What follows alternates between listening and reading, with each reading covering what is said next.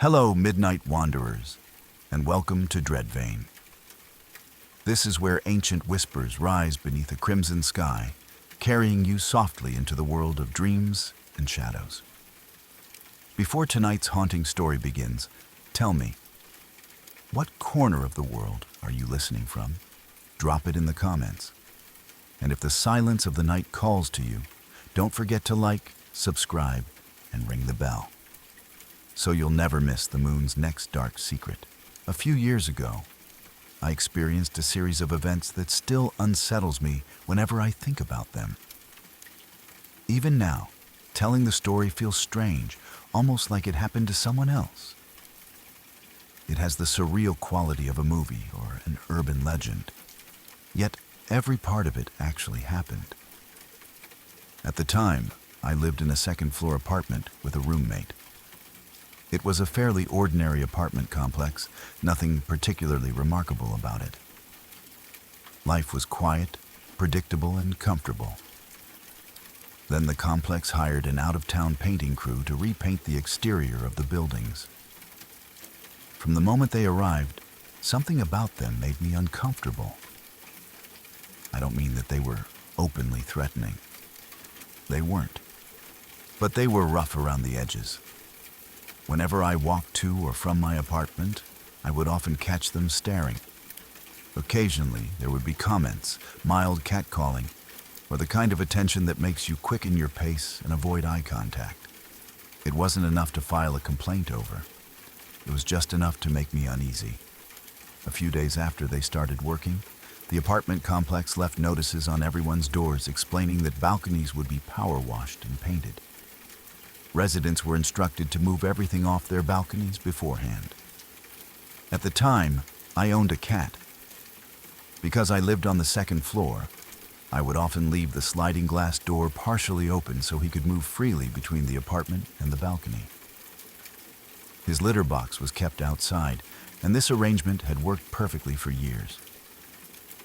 The problem was that I completely forgot workers would be accessing the balcony. That morning, I left for work and accidentally left the sliding door partially open.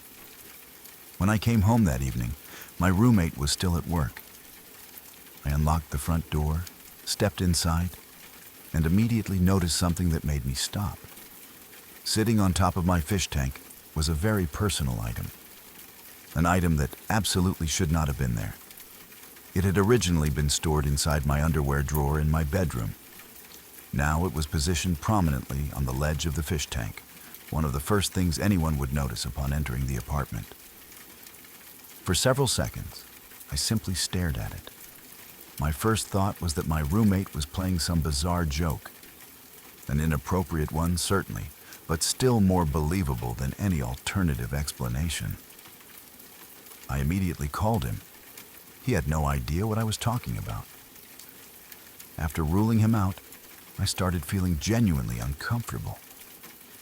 Someone had obviously gone through my belongings, yet nothing else appeared disturbed. Cash remained untouched. A small amount of marijuana stored in the same location was still there. Nothing had been stolen. Nothing seemed damaged. The only thing that had happened was that someone had entered my bedroom, opened my drawer, removed a deeply personal item, and displayed it where I couldn't possibly miss it. The whole thing made no sense. What kind of burglar breaks into an apartment, searches through someone's private belongings, steals nothing, and leaves behind a message like that? Eventually, I convinced myself not to overreact. I put the item away and tried to move on. That lasted exactly one day. The following afternoon, I came home from work and immediately noticed something strange outside my apartment door. There was a small wooden end table sitting there. It looked old, almost like something purchased from a thrift store. But it wasn't the table itself that caught my attention. It was what had been arranged on top of it. A fertility statue, crystals, various stones, a potted plant, several candles, some clearly burned, and incense that was still smoking. someone had carefully arranged the entire display directly outside my apartment. It looked almost ritualistic, like a shrine. My stomach dropped. I immediately began knocking on neighbors' doors. Nobody knew anything. Nobody had seen anyone placing the items there. Nobody had an explanation. Next, I started calling friends. Every friend, every former roommate, every person I could imagine pulling some elaborate prank. I told them exactly what was happening and warned them that I intended to contact the police. If someone was messing with me, now was their chance to admit it. Every single person gave me the same response. They weren't responsible, and they thought I should call the police immediately. At that point, I was terrified to go inside, so I waited in my car until my roommate got home. Thankfully, he was one of those people who made you feel safe just by being around. He was protective, practical, and happened to be from Texas, which meant he was rarely without a firearm. Together, we entered the apartment. The police wouldn't arrive for another hour. As soon as I stepped inside, I noticed more things had changed. 2 picture frames that had been sitting on my windowsill were now empty. The photographs had been removed. One picture showed me and my son.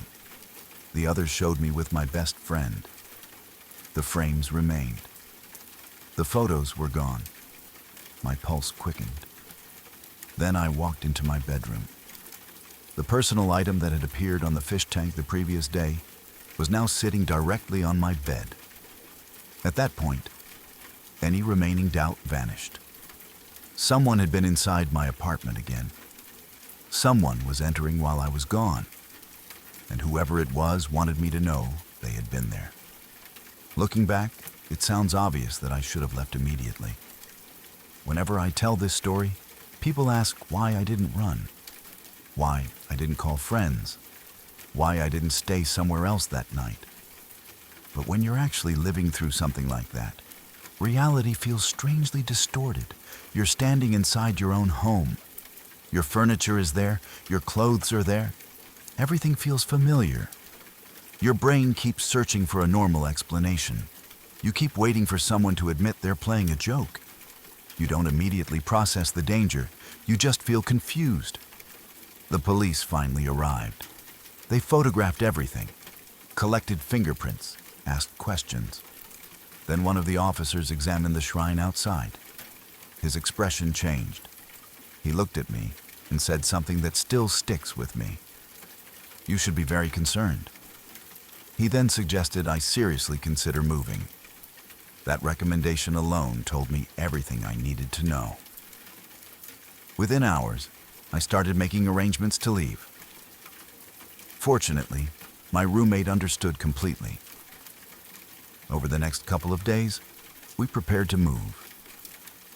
Oddly enough, nothing happened during that time. At least, not at first. After the police left, the shrine outside disappeared. Someone had removed it. For a brief moment, I hoped that meant whoever was responsible had moved on. Then the following day, it returned. The entire arrangement was back, placed exactly where it had been before. This time, my roommate removed it before I even arrived home. By moving day, I was emotionally exhausted. I just wanted to leave. I wanted distance between myself and whatever had been happening. While packing, I began taking apart my bed. As I lifted the mattress off the box spring, something fell into view. A camera, an old-fashioned film camera. Not mine, not my roommates, not anyone I knew. My blood ran cold. The camera had been hidden between the mattress and box spring. But that wasn't all. There were photographs too, pictures that had gone missing from around the apartment. One frame contained a collage of photos showing me and my friend. Only certain pictures had been removed, specifically the more revealing or attractive photos. Someone had carefully selected them. Someone had kept them. Standing there, holding those items, I felt sick. the realization finally hit me in full. This wasn't random. This wasn't a prank. Someone had been inside my apartment repeatedly. Someone had gone through my personal belongings. Someone had hidden a camera in my bed. Someone had taken photographs of me. I called the police back immediately. They returned, photographed everything, and collected the camera as evidence. I specifically asked them not to tell me what was on the film unless it was absolutely necessary. I didn't want to know. The possibilities were bad enough. I never heard anything further. To this day, I have no idea what the film contained. Part of me is grateful for that. The police strongly believed the culprit was someone from the painting crew. The timeline fit perfectly. The incidents began the exact day workers gained access to my balcony. They had an easy way inside.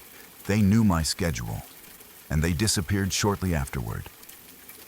As far as I know, nothing ever came from the investigation. No arrests, no answers, nothing. I moved out within 2 days and never returned. My roommate stayed elsewhere afterward and never experienced another incident. Years have passed since then. Sometimes when I tell the story, it feels unreal. Like I'm describing something that happened to somebody else. Maybe that's my brain's way of processing it. Maybe it's easier to treat it like a movie than to fully accept how vulnerable I was. What disturbs me most isn't the shrine. It isn't the stolen photographs. It isn't even the hidden camera. It's the realization that someone was entering my home repeatedly while I had no idea. Watching, searching, leaving messages. And if they hadn't wanted me to know they were there, I probably never would have discovered any of it. That's the thought that still creeps me out all these years later. This is something I've never told anyone before. Even now, years later, it's one of the few experiences in my life that I still can't fully explain. I've spent countless hours replaying it in my head, trying to find a logical answer. Most of it I can rationalize. Most of it I can convince myself was caused by exhaustion, imagination, or some strange half-asleep state. But there's one detail that has always bothered me. One detail I still can't explain. When I was 14 years old, my older brother moved out of my mom's house to start college. For the first time, I had the entire upstairs floor to myself. At first, it was great. No sharing space, no fighting over the bathroom, no annoying older brother making noise at all hours. It felt like I had my own private section of the house. For about a month, everything was completely normal. Then the sounds started. At first, they were subtle. Little things. The kind of noises that are easy to dismiss. I'd be sitting in my room and hear footsteps somewhere in the hallway outside my bedroom. Sometimes it sounded as if someone had just walked away from my door. Other times I'd hear a door shift slightly on its hinges. The way doors sometimes move when another door closes somewhere else in the house and changes the air pressure. The sounds weren't constant. They happened at random times during the day and night. Because the house was old, I initially blamed the building itself. Old houses creak. Wood expands and contracts. Doors settle. There was always a reasonable explanation. At least, that's what I kept telling myself. As the weeks passed, however, the noises became harder to ignore. Some nights, while lying in bed, I would hear footsteps moving through the hallway. Not distant footsteps, not sounds coming from downstairs. Footsteps that seemed to be right outside my room. Sometimes they sounded as if they were walking directly past my door.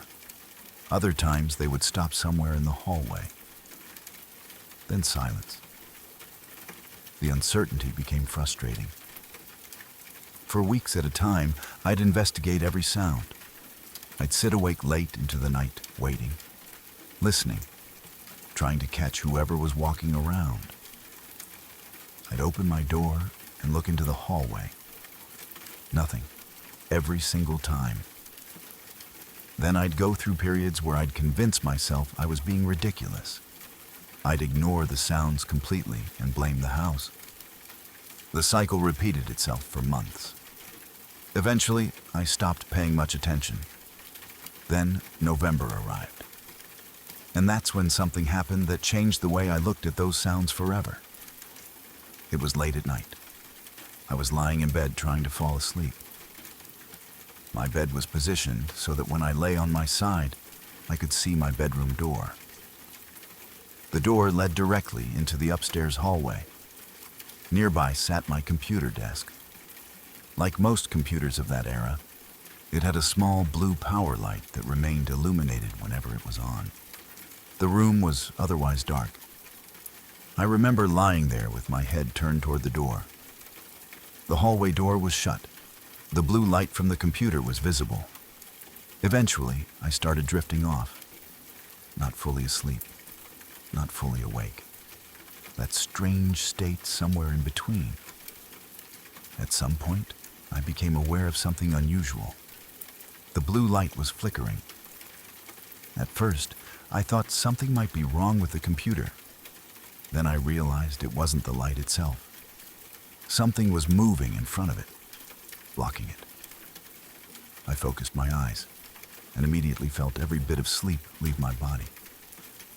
Someone was standing in my room. At first, my brain interpreted it as an intruder, a man, a tall figure standing between my bed and the door. He was facing my computer desk, not moving, just standing there. For a few seconds, I lay completely still, trying to understand what I was seeing, trying to convince myself I wasn't actually seeing it. But the figure remained. The realization hit me hard. There was a stranger standing in my bedroom. Panic exploded through me. I remember trying to think logically despite being terrified. The door was open. I could see that now. Somehow, whoever had entered the room had left it partially open behind him. My immediate plan was simple. Roll quietly out of bed. Get around him. Run. Get downstairs. Find my mom and stepfather. Anything was better than staying where I was. I know how unbelievable this sounds. I've spent years questioning it myself. But this is exactly how I remember it. The moment I shifted my body and started sliding toward the edge of the mattress, the figure turned. It looked directly at me. Everything changed. Until then, I had thought I was looking at a person. Now I realized I wasn't. The figure didn't have a face, at least not one I could see.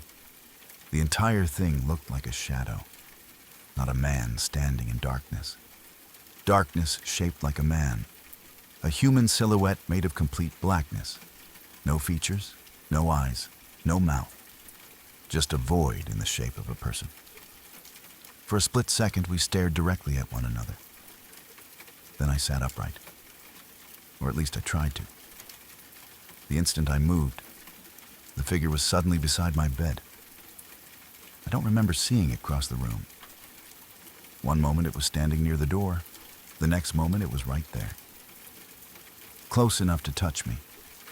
Fear completely overwhelmed me. I fell backward onto the mattress. At the same time, an incredibly strange sensation washed over me. The best way I've ever been able to describe it is that it felt like being drugged. As though someone had injected me with anesthesia. My body became heavy, slow, unresponsive. I tried to scream. I wanted to call for my mother, for my stepfather, for anyone. But every attempt failed. Instead of words, tiny squeaks came out, barely audible. My arms felt weak, my legs wouldn't cooperate. The harder I tried to move, the more impossible it became. The figure remained there, watching. I remember staring directly at it, frozen, terrified. Then it raised one hand. Slowly, deliberately. The hand moved toward my face, toward my eyes. I couldn't stop it. I couldn't even move. The hand covered my eyes. I blinked, and it was gone. Just gone. Instantly. The paralysis vanished at the same time. I could move. I could speak. The crushing weight disappeared. I jumped out of bed immediately. Every light in my room came on within seconds. I searched every corner, under the bed, inside the closet, everywhere. There was nobody there. Nothing. The room was completely empty. I stood there breathing hard, trying to understand what had just happened. Eventually, I noticed something. The bedroom door. It was still open. That detail has haunted me more than anything else, because I clearly remember shutting it before going to sleep. I remember seeing it closed. Yet when I got out of bed, it was standing open. I've spent years analyzing that night. I've considered sleep paralysis. I've considered vivid dreams. I've considered hypnagogic hallucinations. I've researched every explanation I could find. Most of the experience can fit into one of those categories. The shadow figure, the inability to move, the inability to speak, the overwhelming sense of fear. All of those things align surprisingly well with sleep paralysis. But the door doesn't. Maybe I forgot to close it. Maybe my memory is wrong. Maybe the entire thing happened in a dream state. I honestly don't know. We don't. What I do know is that the experience felt completely real. And when I finally got out of bed, the door I remembered closing was standing open. That's the one detail I've never been able to explain away. Years have passed since then. I've become much more skeptical and rational about things. I no longer immediately assume something supernatural happened. But even now, whenever I think back to that night, I remember exactly how it felt to open my eyes and see a figure standing in my room. I remember the fear. I remember the helplessness. And I remember staring at an open door, trying to convince myself that there had to be a logical explanation. To this day, I still prefer not to spend much time sitting alone in the dark. Maybe that's irrational. Maybe it's not. Either way, that night left its mark on me. And some part of me still wonders what was walking through that hallway all those months. A friend of mine told me this story years ago. And out of all the creepy stories I've ever heard, this is one of the few that genuinely stuck with me. What makes it so unsettling isn't anything supernatural. It's the fact that it was completely real. My friend lived with her mother and younger sister in a large house situated on an enormous piece of property.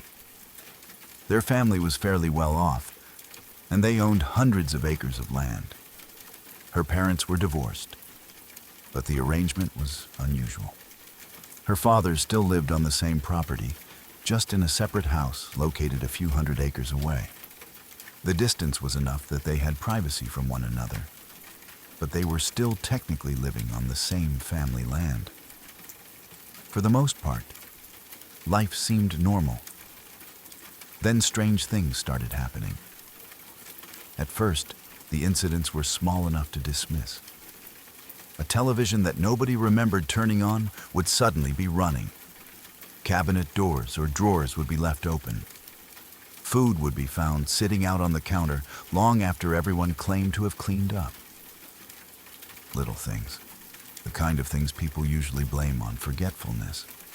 If one person noticed it, someone else would shrug and assume they simply weren't remembering correctly. But the incidents continued, and they slowly became harder to explain. My friend and her younger sister occasionally mentioned something that disturbed their mother. Sometimes they would wake up in the morning tucked into bed more neatly than they remembered. The blankets would be pulled up around them, the covers adjusted. It felt as though someone had come into their room during the night. Naturally, both girls assumed it was their mother checking on them before bed. Whenever they mentioned it, she would laugh and move on. The problem was that eventually she realized she hadn't done any of those things. Not once. The girls would describe being tucked in. The mother would insist it wasn't her. Nobody had an explanation. Still, life went on. Months passed. Nearly a year, according to my friend. The strange little incidents continued appearing every now and then. Nothing serious enough to call the police.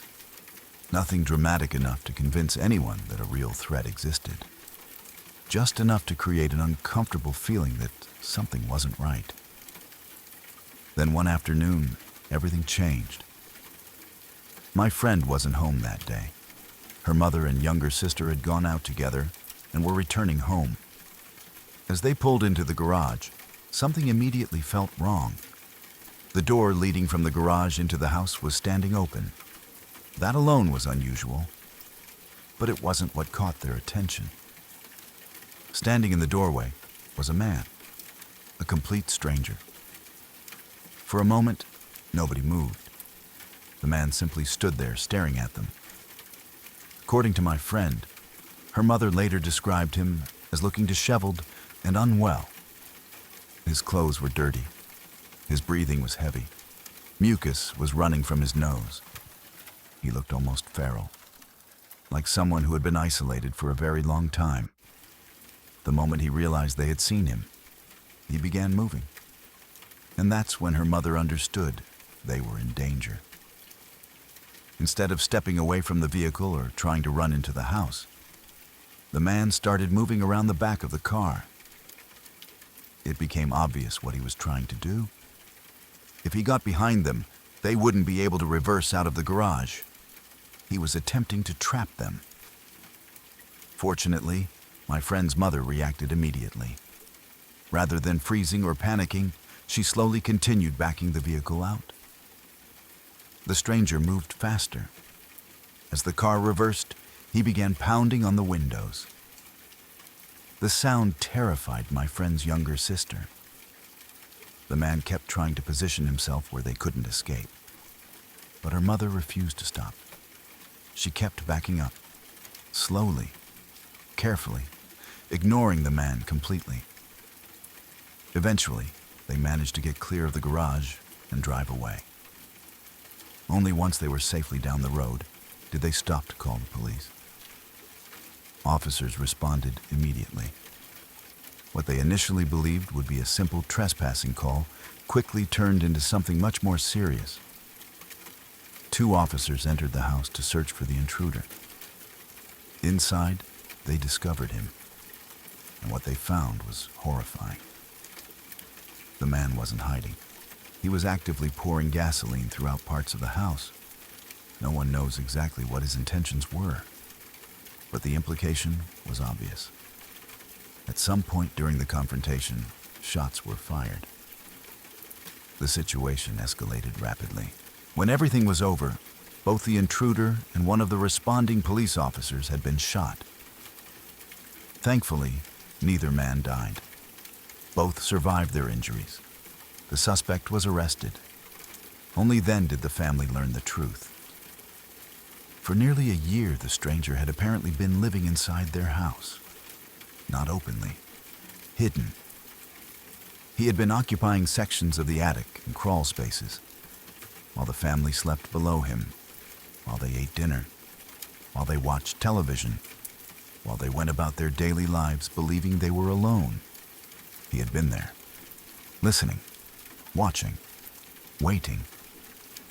Suddenly, every strange event from the previous year made sense. The misplaced items, the open drawers, the food left out, the unexplained activity, even the disturbing incidents involving the girls waking up tucked into bed. The realization horrified everyone. It wasn't a ghost. It wasn't forgetfulness. It wasn't imagination. A stranger had been secretly sharing their home. The thought alone is enough to make your skin crawl. Imagine sleeping peacefully at night and discovering years later that someone had been moving through your house while you slept. Opening doors, going through belongings, watching from hidden spaces. The family struggled to process it. Even after the arrest, the psychological impact remained. For a while, every creak in the house became suspicious. Every unexpected sound felt threatening. My friend told me it took years before she felt completely comfortable living alone again. The man eventually went to prison. The family tried their best to move on. Then another shock arrived. After serving his sentence, he was released. I believe it was around 7 years later. When they learned he was getting out, all the old fears came rushing back. The girls were adults by then, but it didn't matter. The idea that the man who had secretly lived above them and watched them for nearly a year was once again free was deeply unsettling. There was one final detail connected to the story that always stayed with me. The police officer who was shot survived because the bullet narrowly missed a major artery. According to people who knew him, he later said he believed an angel had pushed him at the last second.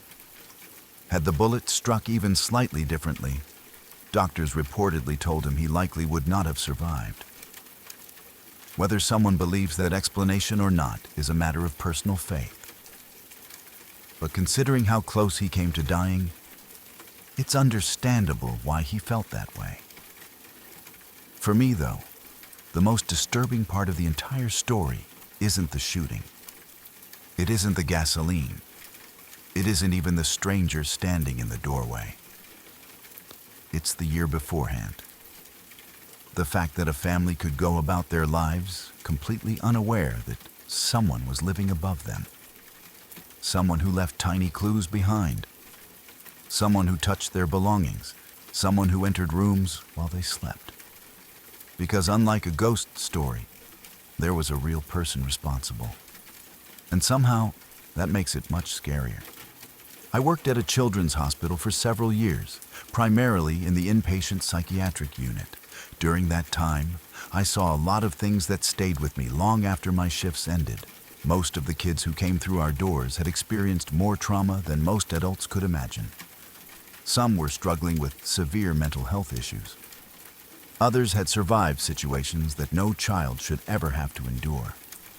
Out of all the stories I could tell from that job, this is one of the ones that has stayed with me the longest. It happened not too long before I left the hospital.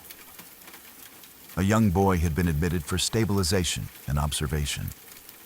On the surface, he was friendly, outgoing, and surprisingly easy to talk to.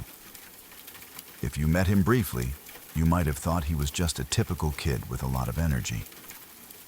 But after reading through his history, a much darker picture emerged. He had suffered severe abuse throughout his childhood, both physical and sexual. The details were heartbreaking. Like many children who had endured that level of trauma, his behavior could be unpredictable. He often acted out in ways that were inappropriate, disruptive, and sometimes dangerous. The staff spent a great deal of time trying to redirect him and keep him engaged in activities. He required constant supervision, because there was always the possibility that something could escalate quickly.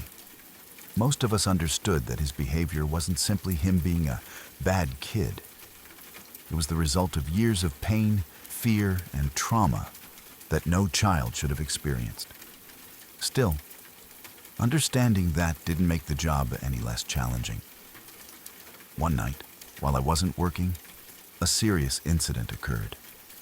Somehow, the boy managed to get hold of a chain. To this day, I'm not sure exactly where it came from or how he got access to it, but he began using it as a weapon while attempting to force his way out of the unit. The situation escalated rapidly. 2 staff members, a nurse and a psychiatric technician, cornered him in one of the hallways.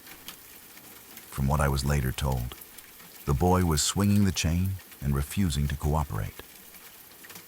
The nurse eventually looked at him and said something that everyone on staff remembered afterward.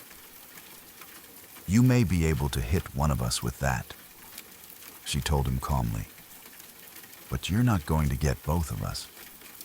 Thankfully, The situation ended without anyone being seriously injured. The staff managed to disarm him safely and regain control. It could have ended much worse. A couple of nights later, I was working the evening shift. The boy was still on the unit. He hadn't been discharged yet. That particular night, he was having an especially difficult time. From the moment I arrived, his behavior seemed more intense than usual. He was agitated, argumentative, and constantly testing boundaries. The nursing staff spent most of the evening trying to redirect him. Nothing seemed to work. Eventually, after repeated behavioral issues, he was placed in a small timeout room. Despite the name, it wasn't a locked room. For safety reasons, patients couldn't simply be locked inside. The room was designed to provide a quiet space where they could calm down under supervision. Unfortunately, calming down didn't seem to be part of his plan that night. My workstation was located in an enclosed reception area near the front of the unit. The space had a high counter surrounding it and was intended for staff use only. Patients were not permitted inside. Part of my job involved preparing charts, handling paperwork, and using the security system to buzz approved visitors through locked doors. It was usually a relatively quiet place to work. That night, I was sitting behind the reception counter completing paperwork. For a few minutes, everything seemed normal. Then I heard something behind me. It wasn't a loud noise, just enough to make me turn around. When I did, my heart nearly stopped. The boy was standing directly behind me. To this day, I have no idea how long he had been there before I noticed him. 1 second I was focused on paperwork. The next, I was staring at him from only a few feet away. He looked completely different from the cheerful, outgoing kid I had first met. His eyes appeared unfocused and glassy. His breathing was heavy. His entire posture radiated tension. There was something desperate and unsettling about the way he stood there. For a moment, neither of us spoke. The sudden shock left me struggling to think clearly. I remember standing up slowly and instinctively backing away. Instead of saying something intelligent, I blurted out the first thing that came to mind. I think I should get the nurse. Even as the words left my mouth, I knew how ridiculous they sounded. But I was startled. My brain wasn't exactly operating at full speed.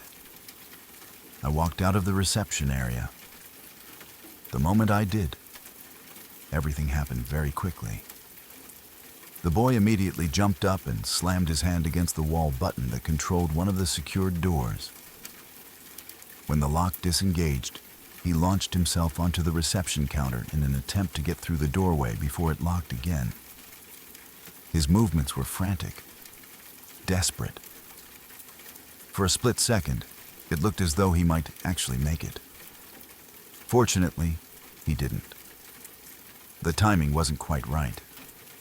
The door secured itself again before he could get through. I quickly found the nurse and explained what had happened. She responded immediately. By then, the boy's attempted escape had failed, and he was once again being redirected back toward the timeout room. The rest of the night followed a familiar pattern. The nurse spent hours trying to keep him either in the timeout area or in his room. Every small victory seemed temporary. Every calm moment eventually gave way to another attempt to push boundaries. Eventually, the shift ended. Everyone went home. The incident became another entry in a long list of difficult nights working in psychiatric care. But unlike many other incidents, this one lingered in my mind. Years later, I still find myself thinking about it occasionally. Not because of what happened, but because of what could have happened.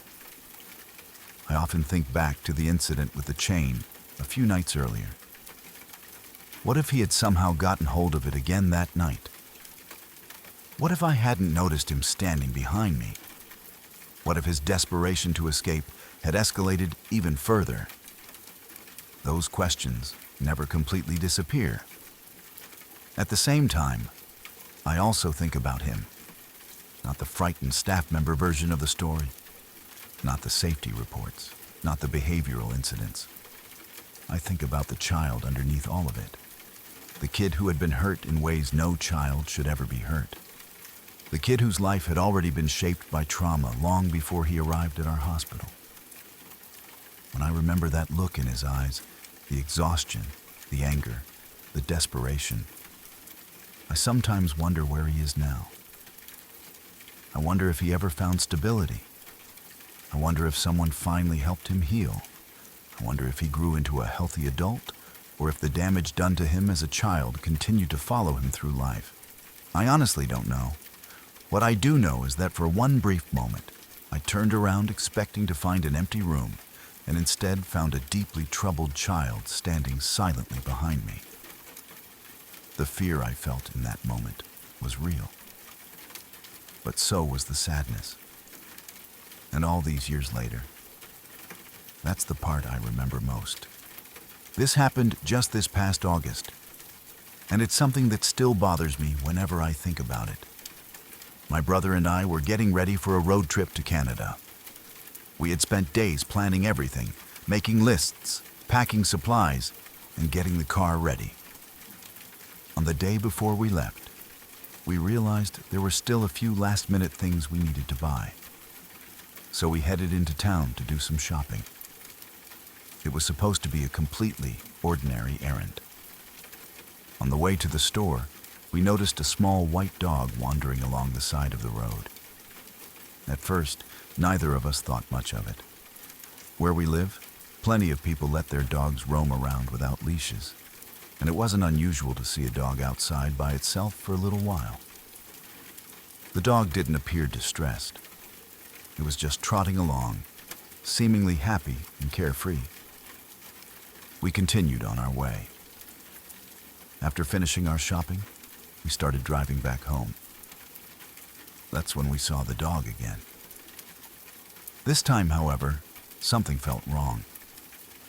The little white dog was much farther from where we'd originally spotted him, and he was now wandering near a significantly busier road. The sight immediately caught our attention. We slowed down and watched him for a moment. There was still no owner in sight. No one calling for him. No leash. No nearby yard that looked like he belonged there. The longer we watched, the more convinced we became that he was lost. We exchanged a quick look and agreed we should try to help. Neither of us wanted to leave him wandering around traffic. So we pulled over. I got out of the car and called to him. I whistled and tried to get his attention. The little dog turned around and looked directly at me. For a moment, I thought he might come over. Instead, he seemed to treat the entire situation like a game. His tail wagged. He looked happy. Then he turned and started running away. I followed him for a short distance, calling out and trying to encourage him to come toward me. But he clearly thought we were playing. Every time I got a little closer, he moved farther away. At that point, I became worried that chasing him would only make things worse. The last thing I wanted was to accidentally scare him into traffic. So I stopped and started walking back toward the car. That's when my brother suddenly shouted, "Oh shit, he's crossing." Everything happened incredibly fast after that. The dog had already made it across part of the roadway and was heading toward my brother. Realizing what was happening, my brother moved to the opposite side, hoping he could intercept him before he reached the busy lanes of traffic. For a brief second, it looked like it might work. The dog ran toward him. Then, at the last possible moment, he darted away. He slipped past my brother and ran directly toward the road again. I remember feeling completely helpless. One second he was safe. The next, he was in traffic. An SUV approached. There wasn't enough time. the vehicle struck him right between where my brother and I were standing. The sound that followed is something I still remember. The little dog let out a single cry. Then everything became silent. For a moment, neither of us moved. It felt unreal. Just seconds earlier, we'd been trying to help him. Now we were standing there in shock. The entire situation had gone from hopeful to tragic in an instant. Trying to hold myself together, I walked over and carefully picked him up. My hands were shaking, partly from adrenaline, partly from disbelief. Mostly because I couldn't stop replaying the last few moments in my head. We had genuinely been trying to save him, and somehow we had still arrived too late. As I held him, we noticed he was wearing identification tags. At least that gave us a way to find his family. We brought him into the car and used the information on the tags to locate his owner. The drive there felt much longer than it actually was. Neither of us said much. There wasn't really anything to say. We were both processing what had happened. When we finally arrived and spoke to the owner, things somehow became even harder. The dog wasn't just a pet. He was clearly a beloved member of the family, her baby, her companion, her friend. I've seen people cry before. I've seen people grieve. But the reaction that woman had when she realized what had happened is something I'll never forget. The heartbreak was immediate and overwhelming. There was no anger, no shouting, just pure devastation. The kind of grief that comes from losing someone you love unexpectedly. Standing there and watching that unfold was, in many ways, worse than witnessing the accident itself. You could feel the loss. You could see it. And there was absolutely nothing anyone could do to make it better. What happened to the dog was tragic. But seeing the owner's reaction drove home just how much he meant to someone. That's the part that stayed with me. Even now, whenever I think about that day, that's the image that comes back first. The realization that a family had lost someone they loved. And perhaps the most frustrating part of the entire story is this. The driver never stopped. The SUV kept going. No hesitation, no pulling over, nothing. They simply disappeared down the road. Meanwhile, two strangers who had only met the dog minutes earlier were left trying to help and deliver the worst possible news to his owner. Years from now, I probably won't remember the shopping trip. I probably won't remember what supplies we bought for our road trip. But I'll remember that little white dog. I'll remember trying to get him to come over.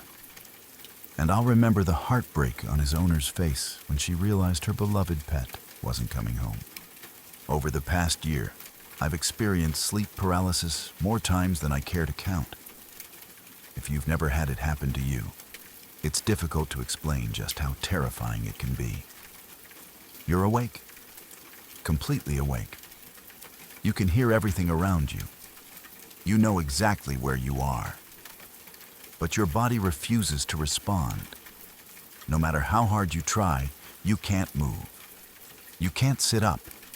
Sometimes you can barely breathe normally. It's one of the most helpless feelings I've ever experienced. Fortunately or unfortunately, depending on how you look at it, I've never experienced some of the classic sleep paralysis hallucinations that people talk about. I've read countless stories involving shadow figures standing in doorways, mysterious old women at the foot of the bed, towering dark silhouettes, strange smells, and terrifying presences lurking just outside someone's field of vision. I've never seen any of those. Most of my episodes happen during afternoon naps. Usually I'm stretched out on the couch in the living room rather than sleeping in bed. The experience is unpleasant enough on its own. One thing that often keeps me company during those naps is my toy poodle. She's a small, affectionate dog with a personality much bigger than her size. Sometimes, when I'm settling in for a nap, I'll pull her onto my stomach and hold her there. It's warm, comforting, the perfect setup for falling asleep. The only problem is that she doesn't particularly enjoy being trapped there. She tolerates it for a little while, but the moment I loosen my grip, she immediately jumps off and goes somewhere else. I've tried convincing her to stay. I've asked, I've bribed, I've pleaded. Nothing works. She simply does not enjoy lying on my stomach. Normally, she's very obedient. If I ask her to sit, she'll sit. If I tell her to stay, she'll stay. But for some reason, lying on my stomach has always been non-negotiable. She wants no part of it. Which is why what happened one afternoon felt so strange. I had stretched out on the couch and drifted off into a light nap. Everything felt normal at first. Then I felt that familiar sensation, the one I've come to dread. My body and mind were falling out of sync. I was waking up. But my body wasn't. The paralysis was beginning. At first, it was subtle. Then it became unmistakable. I could feel awareness returning while the rest of me remained completely unresponsive. Immediately, panic started creeping in. I knew exactly what was happening. The realization only made it worse. Whenever sleep paralysis begins, there's always a brief moment where I try to fight it. I attempt to move a finger, a hand, anything. And every time, nothing happens. The harder I try, the more trapped I feel. That afternoon was no different.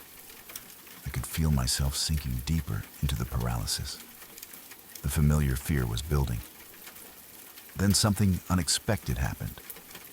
My poodle barked. The sound instantly grabbed my attention. A second later, I felt her jump onto the couch, then onto me. Not just briefly. Not the usual quick hop before immediately jumping away. She climbed directly onto my stomach and lay down, completely on her own. For a moment, I couldn't process it. This was something she never did, ever. Yet there she was, resting squarely on my stomach, still, alert, focused. What happened next is what unsettled me the most. She wasn't looking at me. She wasn't looking around the room.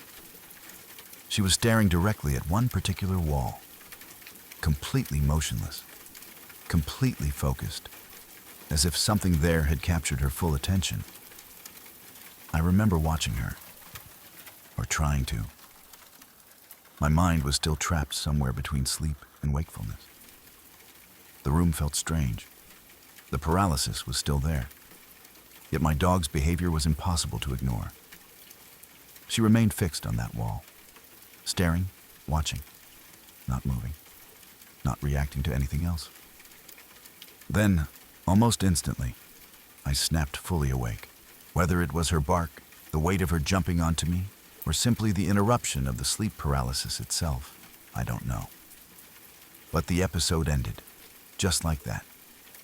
My body responded again. I could move, I could sit up, I could breathe normally. The paralysis was gone. My poodle remained there for another moment, before eventually relaxing and returning to her normal self. The whole thing lasted only seconds, yet it stayed with me for a long time afterward. On its own, it isn't necessarily a frightening story. Nothing attacked me. Nothing appeared in the room. There were no shadow figures or terrifying visions. But the timing felt incredibly strange. Out of all the naps I'd ever taken with that dog, out of all the times I'd tried to get her to lie on my stomach and failed, she suddenly chose that exact moment to do it herself. Not only that, but she acted unlike herself entirely. Instead of immediately hopping off, she settled down and stared intently at a single spot on the wall. I've spent plenty of time thinking about it since then. There are probably completely normal explanations. Maybe she heard something. Maybe she sensed I was waking up and reacted to it. Maybe the bark and movement simply interrupted the sleep paralysis before it could fully develop. All of those explanations make sense. But if you've ever experienced sleep paralysis, you know how unsettling it can make even ordinary events feel. When you're trapped between sleeping and waking, everything seems slightly wrong. Every sound feels significant. Every movement feels important. Every coincidence suddenly becomes something you can't stop thinking about. So while I never saw any shadow people, mysterious old women, or towering dark figures, that afternoon still left an impression on me. Because just as I felt myself slipping into that familiar nightmare of being awake but unable to move, my dog, who never willingly lay on my stomach, jumped up, planted herself there, stared silently at the wall, and somehow pulled me back out of it. To this day, I still don't know whether it was coincidence, instinct, or something else entirely. I just know that I've never looked at that little dog quite the same way since. This happened to me twice over the course of one summer, and to this day, it's still the scariest thing I've ever experienced. Where I grew up, stories about skinwalkers and other strange creatures were common. Everyone seemed to know someone who had a story. People would talk about seeing things out in the hills, hearing voices where nobody should have been, or encountering something they couldn't explain. I never really believed any of it. At least, not completely. The stories still managed to creep me out, though. There was one particular place that always came up whenever people talked about weird experiences. It sat near a bluff outside of town and had a reputation for being haunted, cursed, or home to things that supposedly weren't human. Depending on who you asked, the details changed, but the warnings were always the same. Most people avoided it after dark. Naturally, that made it the perfect place for a bunch of bored teenagers to visit. One night, around 1 a.m, a few friends and I decided to go check it out for ourselves. Getting there wasn't easy. The area was mostly blocked off by fencing, with only one opening that I knew of. The road leading in was rough and uneven, forcing us to crawl along slowly as the truck bounced over rocks and ruts. As soon as we crossed through the opening in the fence, I felt something change. It wasn't anything I could point to. Nothing jumped out at us. Nothing appeared. But I suddenly had a strong feeling that we shouldn't be there. A chill ran through me. The atmosphere felt different. Heavy. Uncomfortable. I glanced over at my friend sitting beside me. He had been half asleep for most of the drive. It was late, and the rough road had only recently woken him up. The truck hit another bump. He suddenly gasped. I looked over and immediately noticed how pale he had become. His face had gone completely white. He looked genuinely terrified, not joking around, not pretending, terrified. "What?" I asked. He kept staring out the windshield. "We need to leave," he said. His voice was shaking. "Now." The rest of us exchanged confused looks. We asked what was wrong, but he wouldn't say much. The fear in his face was enough to make everyone uneasy. Eventually, we turned around and left. The entire drive back felt tense.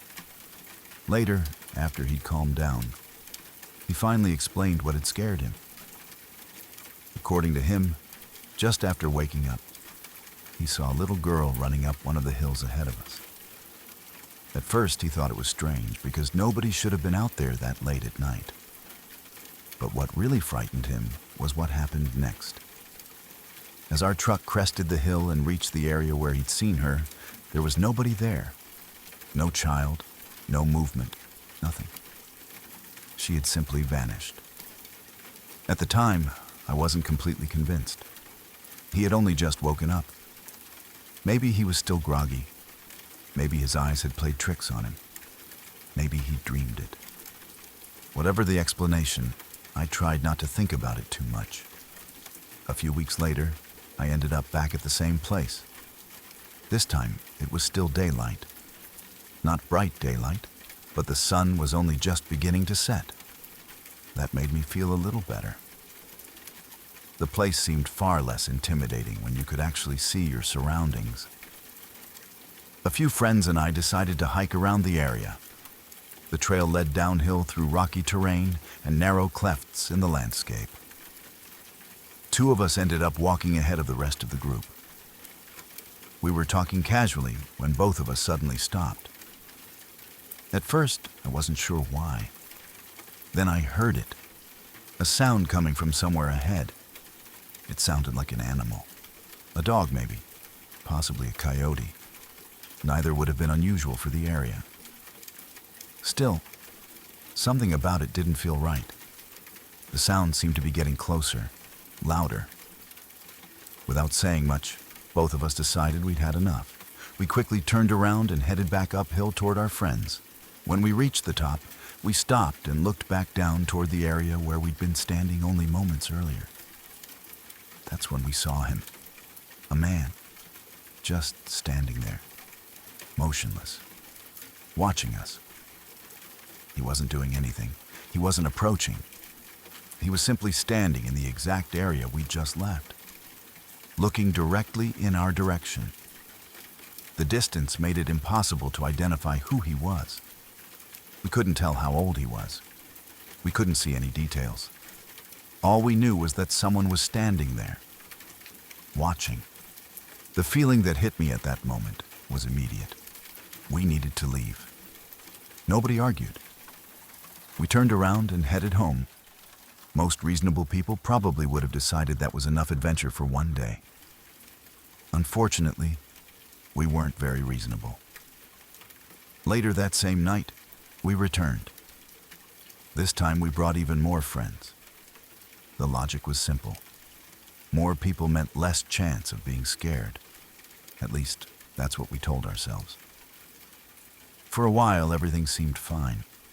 We were driving around in a lifted truck, crawling over rocks and rough terrain. The mood was relaxed.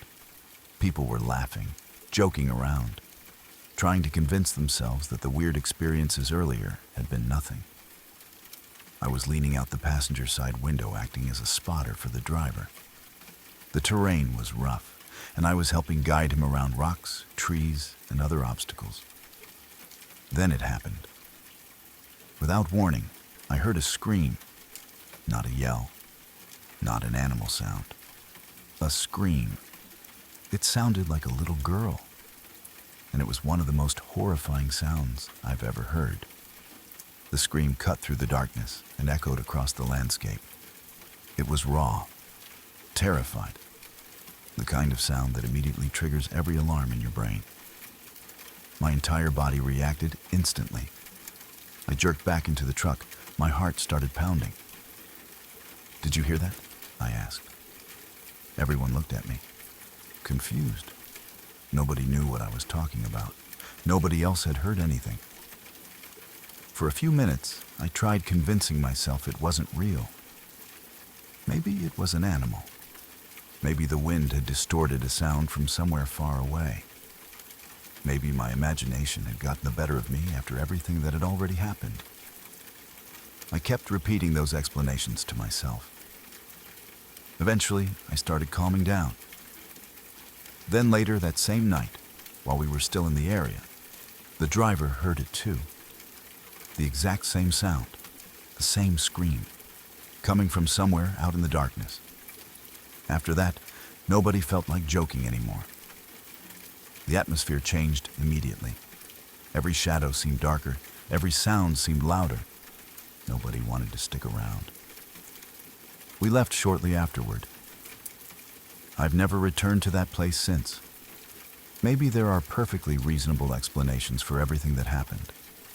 Maybe my friend imagined the girl. Maybe the man we saw was just another person exploring the area. Maybe the screams were animals making sounds we'd never heard before. All of those explanations are possible. But even now, whenever I think about that summer, I remember the feeling more than anything else. The chill that hit me the moment we crossed the fence. My friend's terrified expression. The silent figure standing where we'd just been. And that scream echoing through the darkness. Whether there was anything supernatural out there or not, one thing is certain, I've never felt comfortable going back. And I don't plan to. When I was around 9 years old, I was terrified of my bedroom. Looking back on it now, I don't remember the room itself as being particularly frightening. It wasn't old or creepy. It wasn't decorated with anything strange. In fact, it was a pretty ordinary room. The walls were painted blue. The floor was hardwood. There wasn't much furniture beyond a bunk bed, a radio, and a few other things a kid would normally have. Yet for some reason, I always felt uneasy in there. It wasn't the kind of fear that comes from seeing something specific. It was more like a constant feeling that something wasn't right. Every night when I went to bed, I felt uncomfortable. Not terrified exactly, just uneasy in a way I couldn't explain. Part of it probably had a perfectly reasonable cause. There was a small cabinet built into one wall that provided access to the pipes underneath the bathtub. Every now and then, bugs would find their way through the opening and into my room. Sometimes I'd see them crawling across the floor. Occasionally, they'd make their way onto my radio. As a kid, that was enough to make me nervous. I developed a habit of rushing to my bed whenever I entered the room. Rather than casually walking across the floor, I'd practically sprint and climb onto the top bunk as quickly as possible. I was convinced that if I moved fast enough, nothing could crawl on me. It sounds silly now, but when you're 9 years old, fears like that feel completely reasonable. For most of the time I lived in that room, the fear never really went beyond that vague sense of discomfort. Then, shortly before I moved out of the room for good, something happened that I still remember vividly. It was nighttime. I was sitting on the top bunk reading a book. Like most kids, I was supposed to be asleep already. So I was using a flashlight under the covers to read a little longer. The house was quiet. My parents were downstairs. Everything felt normal. After a while, I started getting tired. I lowered the book and considered going to sleep. One thing that's important to know is that I always slept with my bedroom door open. I hated having it closed. The hallway outside was usually dark, but I preferred that to being shut inside the room. That particular night, I happened to glance toward the doorway. At first, nothing seemed unusual. Then I heard footsteps. They sounded like they were coming up the stairs. Immediately, I assumed it was my sister. Maybe she'd just gotten home. Maybe she was heading to her room. The sound continued, step after step, slowly getting closer. I remember listening without really thinking much about it. Then I heard a voice. It came from somewhere in the hallway. A simple voice. Calm. Quiet. It said one word. Hello? To this day, I don't remember what I was thinking in that moment. I don't remember trying to answer. I don't remember feeling curious. I only remember looking toward the doorway and seeing something standing there. At first, it looked like a person. A dark figure, completely black against the darkness of the hallway. It stood motionless in the doorway, watching. For several seconds, neither of us moved. At least, that's how it felt. I remember staring at it, trying to understand what I was looking at. The figure didn't say anything else. It simply stood there. Then, it began moving, slowly, deliberately. It stepped into my room, started walking toward my bed. That's when panic hit me.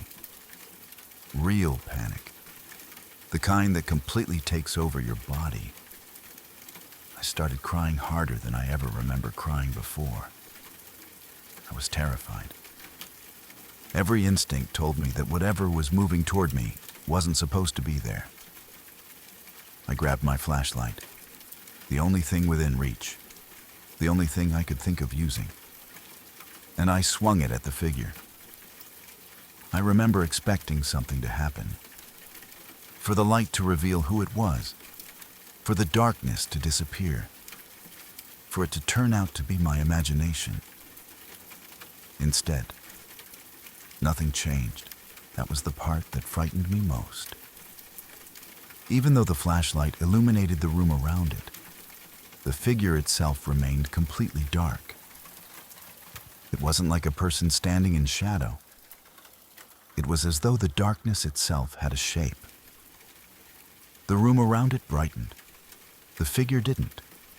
It stayed black, featureless, unchanged. I kept crying. I kept staring. And then, suddenly, I heard a door slam somewhere in the house.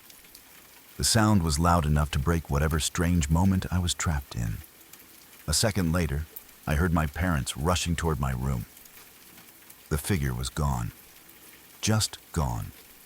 No movement, no footsteps, nothing.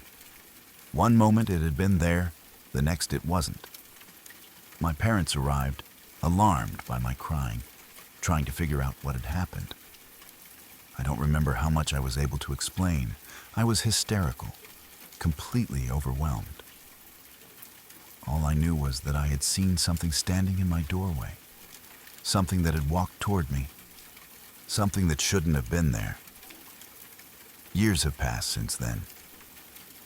I've thought about that night countless times. And despite how real it felt, despite how vividly I still remember it, I've always insisted that it was probably just a dream. Maybe I had fallen asleep while reading. Maybe I woke up halfway between sleeping and being awake. Maybe it was some kind of night terror. Maybe my imagination filled in the details. There are plenty of logical explanations. In fact, I prefer them, because the alternative is much harder to accept. Even now, when I replay the memory in my mind, it doesn't feel like a dream. It feels real. I can still picture the blue walls, the top bunk, the open doorway, the footsteps on the stairs, the voice saying, "Hello," and the dark figure standing in my room. No matter how much time passes, part of me still remembers the fear exactly as it felt that night. And although I'll always argue that it was just a bad dream, there's a small part of me that isn't entirely convinced. This probably sounds like one of those stories that gets exaggerated every time it's retold, but it's one of the creepiest things I've ever heard. It didn't happen to me personally. A friend told me about it a few months ago, and according to him, it happened to someone he knew. The man in the story was a paramedic. Because of where he lived, he spent a lot of time driving. His workplace was about an hour away from home, and after years of making the same trip, he knew multiple routes by heart. Most days he stuck to the interstate. It was faster, safer, and generally more predictable. But occasionally, he'd take an alternate route that cut through a series of rural back roads. The drive wound through isolated stretches of countryside, eventually narrowing into smaller roads, and, at one point, even turning into a dirt road. It wasn't a route most people would choose after dark. There were long stretches without houses, businesses, or even another vehicle in sight. Just miles of empty road, surrounded by woods and hills. On this particular day, he decided to take that route home. At first, everything was normal. The road was quiet. The weather was good. Traffic was almost non-existent. Then, as he rounded a bend, he saw something ahead that immediately caught his attention. There had been a crash. 3 vehicles appeared to be involved. They were tangled together in the middle of the road, positioned at odd angles as though a serious accident had just occurred. Scattered around the wreckage were several bodies lying motionless on the pavement. The sight instantly triggered his professional instincts. As a paramedic, responding to emergencies was second nature. He'd spent years helping injured people. When most people saw chaos, he saw a situation that needed action. His first thought was to stop and help. But something felt wrong. He couldn't explain it. The scene simply didn't look right. Later, when describing it, he said the entire accident felt oddly staged. Not obviously fake, just off. The vehicles were damaged, but something about their positions seemed strange. The bodies didn't look natural. The entire scene created a feeling he couldn't shake. Still, people could be injured. If there was even a chance someone needed help, he couldn't simply drive away. So he slowed down and carefully pulled his vehicle forward. Just a few extra feet. His plan was to stop, get out, and assess the situation. Before opening the door, he glanced into his rearview mirror. That decision may have saved him from walking directly into one of the strangest situations imaginable. Because the moment he looked back, everything changed. The bodies were no longer lying on the road. They were sitting up, every single one of them, and they were all staring directly at him. For a second, his brain struggled to process what he was seeing. The sight was so unexpected that it barely seemed real. Then things got even worse. Movement appeared along both sides of the road. People began emerging from the trees and brush surrounding the crash site. Not one or two people. Dozens. According to the story, there were around 50 of them. Men, women, maybe more. All stepping out of the woods, all looking directly at him. Nobody waved, nobody called for help. Nobody moved toward the vehicles. They simply stood there, watching. The entire scene transformed from a tragic accident into something far more unsettling. A fake wreck, fake victims, dozens of silent strangers appearing from the surrounding wilderness. And all of them focused entirely on one lone driver. The paramedic didn't waste time trying to figure out what was happening. He didn't stop to ask questions. He didn't get out of the vehicle. He didn't investigate. Whatever curiosity he might have had vanished instantly. His survival instincts took over. According to my friend, he took one look in the mirror, panicked completely, slammed his foot on the accelerator, and got out of there as fast as humanly possible. The road behind him disappeared in a cloud of dust. He didn't slow down. He didn't look back. And he certainly didn't stop again. By the time he finally felt safe, his heart was still pounding. He had no idea who those people were. He had no idea what their intentions might have been. Maybe it really was just an elaborate prank. Maybe it was some bizarre local tradition. Maybe a group of people had created a fake accident scene purely to scare unsuspecting travelers. If that was the goal, they succeeded spectacularly. Because from his perspective, he had just encountered a road full of corpses that suddenly came back to life, while dozens of strangers emerged from the woods to surround the scene. That's the kind of image that stays with a person. Even now, whenever I hear the story, I try to imagine what that moment must have felt like. You're alone on a remote dirt road. You come across what appears to be a serious accident. You prepare to help. Then you glance in the mirror and realize every victim is sitting upright and staring at you. And behind them, an entire crowd has silently appeared from the trees. Whether it was a prank, a local legend, or something else entirely, I know one thing for certain. I would have hit the gas too. And I probably wouldn't have stopped driving until I reached another state. Before I tell this story, I should say that I've only shared it with 3 people in my entire life. For years, I kept it to myself because I was afraid people would think I was crazy. Even now, I know most people probably won't believe it. Honestly, if someone else had told me this story, I'm not sure I would have believed it either. But I know what I saw. And whatever it was scared me more than anything I've ever encountered in the outdoors. This happened almost 5 years ago while I was fishing on my grandmother's property in south central Kansas. She owned several hundred acres of land, most of it open pasture with pockets of trees, creeks, and small wooded areas scattered throughout. It's the kind of place where you can walk for hours without seeing another person. One of my favorite fishing spots was near a small dam and waterfall on the property. The creek ran through a fairly secluded area surrounded by trees, making it feel completely isolated from the rest of the world. That evening, I had parked my vehicle about a mile away and spent hours walking the creek, fishing different spots as I went. By the time everything happened, the sun was already setting. The last bit of daylight was fading, and the woods had started taking on that strange appearance they get right before dark. Not quite night, but no longer day either. The sounds of the creek echoed through the trees. The air felt still.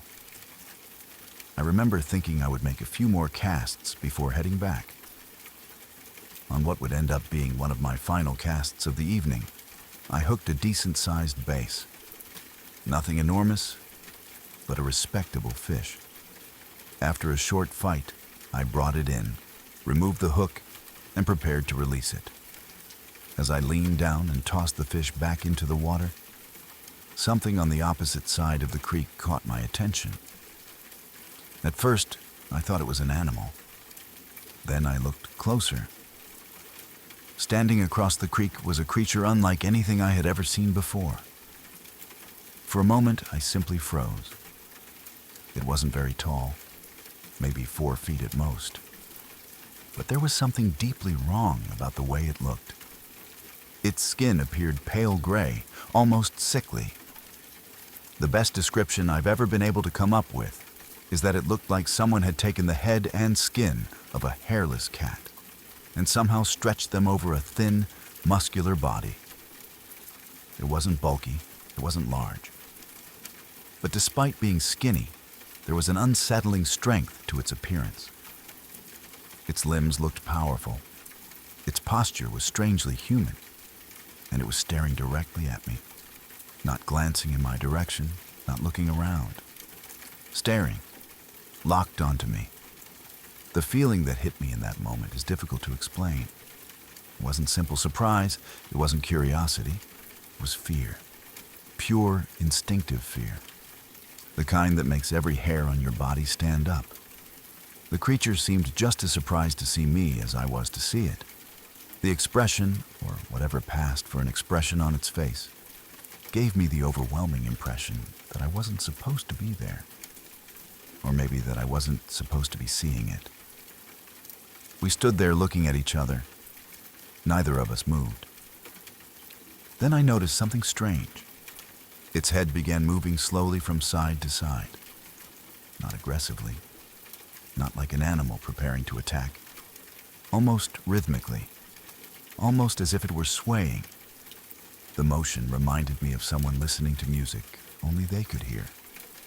The longer I watched it, the more uneasy I became.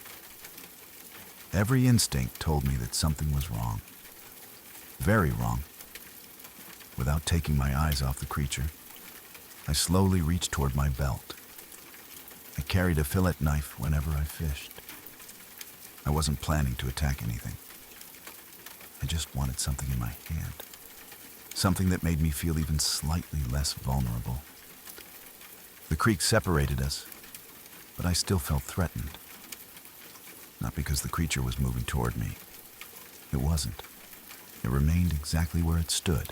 But there was something about its presence that made every alarm bell in my head start ringing. My fingers finally wrapped around the knife handle. The moment I pulled it free, the creature reacted. It opened its mouth, and then it made a sound. To this day, I've never heard anything remotely similar. It wasn't a growl. It wasn't a scream. It wasn't any animal noise I recognized. The sound was incredibly loud, painfully high-pitched, sharp enough to cut through the quiet of the woods like a blade. The noise seemed completely unnatural. It echoed through the trees and sent a shock straight through me. The instant it finished making that sound, the creature turned and bolted into the woods. It moved with startling speed. 1 second it was standing there. The next, it had vanished into the trees. The forest swallowed it almost immediately. And then it was gone. Just like that. Silence returned. Only the creak remained. I stood there frozen for several moments. My heart was pounding so hard I could hear it. Part of me wanted to follow. Part of me wanted to convince myself I'd imagined the whole thing. But the much larger part of me wanted to get as far away from that area as possible.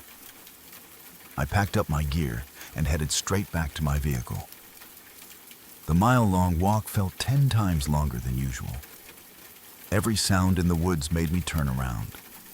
Every shadow caught my attention. I couldn't shake the feeling that something was watching me from the trees. Thankfully, I made it back without seeing anything else. In all the years since that night, I've never encountered that creature again. Not once. But I haven't forgotten it either. Occasionally, I've heard stories from other people who spend time around that area. Some talk about strange lights appearing near the creek after dark. Others mention odd sounds coming from the woods. Whenever those stories come up, I usually stay quiet. For years, I never told anyone what happened because I didn't want to be laughed at. I didn't want people assuming I'd mistaken an animal for something else. Maybe I did. Maybe there is a perfectly logical explanation for what I saw. I honestly don't know. What I do know is that I've spent a lot of time outdoors. I've hunted. I've fished. I've seen countless animals in the wild. And whatever was standing across that creek wasn't anything I'd ever seen before. These days, I still fish. I still enjoy being out in remote places. But ever since that evening, I carry a firearm whenever I go. Not because I expect to see that creature again, but because that experience taught me something important. Sometimes you encounter things in the wilderness that you can't explain. And whether they turn out to be ordinary or extraordinary, the fear they leave behind is very real. Believe it or don't. Most people probably won't. But I know what I saw, and it scared the hell out of me. I know I'm late sharing this story, but it's one that has always stuck with me because of how close it happened to home. Literally. This took place around the beginning of September, a few years ago. At the time, I lived in a house at the very top of my street. Across from us, bordering the main road, was a large farm that stretched out over a huge area of land. It was the kind of place that had always been there. So familiar that most people barely paid attention to it. For me, it was just part of the view from my bedroom window. One afternoon, I was walking home from school like I did every day. I entered the street from the lower end and started making my way uphill toward my house. Everything seemed normal at first, but as I got farther up the street, something caught my attention. There was a large white tent set up in the middle of the field. Behind it were several police cars. Even from a distance, I could tell something serious was happening. The sight was strange enough on its own. But what really stood out was the crowd. People had gathered along the edge of the field and around the top of the street. Some were standing practically outside my house, staring across at the farm. As I got closer, curiosity got the better of me. I asked one of the people what was going on. The answer immediately sent a chill down my spine. Apparently, one of the farm workers had been harvesting crops when they discovered human remains in the field. Not a recently deceased person. A skeleton. The body had apparently been there for years. Rumors were already spreading through the crowd. People were whispering theories to one another, and before long, word got around that the farmer had been arrested in connection with the death. Standing there, listening to all of this, felt surreal. The field I looked at every day from my bedroom window had suddenly become an active crime scene. As the evening went on, even more people arrived. News traveled quickly through the area. Within hours, local reporters began showing up. Television crews arrived. Newspapers started gathering information. Because the crowd was concentrated around our end of the street, reporters were constantly nearby. Some even stopped people for interviews right outside our house. For a while, it felt as though our quiet neighborhood had become the center of attention. The police presence continued for days, and that was probably the part I found most unsettling. Every morning I would wake up, look out my bedroom window, and see officers working in the field. They weren't just standing around. They were searching, digging, examining the ground, taking photographs, marking evidence. The white forensic tent remained in place while investigators carefully combed through the area. What made it even stranger was how long it lasted.